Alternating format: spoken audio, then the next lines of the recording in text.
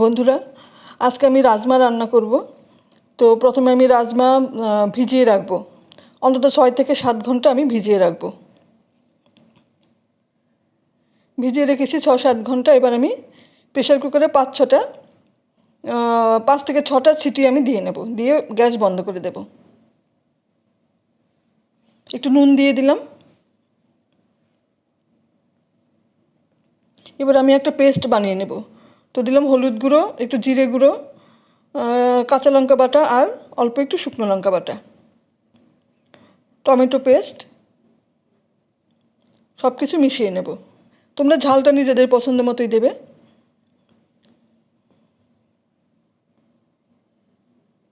Paste বানিয়ে নিয়েছি। এবার আমি তেল গরম করে নেব। তেল গরম করে ফোড়নে দিয়ে দিব গোটা জিরে। একটু ভেজে নেব জিরেটা।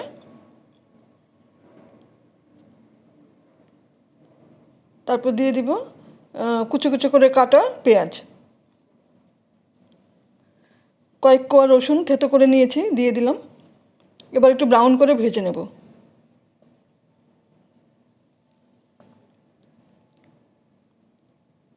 হয়ে গেছে ভাজা। এবার আমি পেস্ট করে রাখা মশলাটা দিয়ে দিলাম।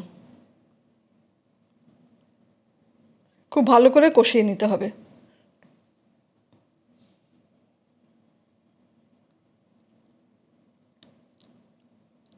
কষিয়ে নিয়েছি। এখন আমি দিয়ে দিব কিছুটা কসুরি মেথি।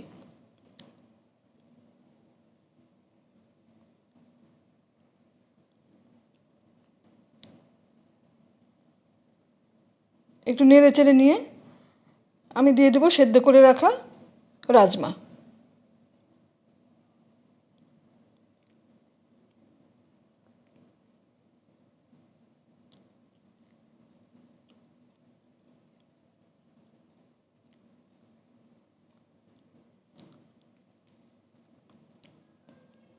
আমি আর অল্প একটু জল দিয়েছি। এবার ঢাকা দিয়ে দিলাম। একটু ভালো মতন আরও সেদ্ধ হবে, সুন্দর মশলার সঙ্গে মিশে যাবে তাহলে। অল্প একটু চিনি দিয়ে দিলাম। প্রায় হয়ে এসছে রান্না। এবং দিয়ে দিলাম উপর থেকে ধনেপাতা কুচি।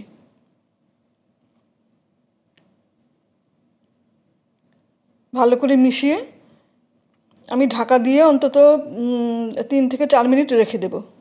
তারপর সার্ভিং বলে বেড়ে নেব।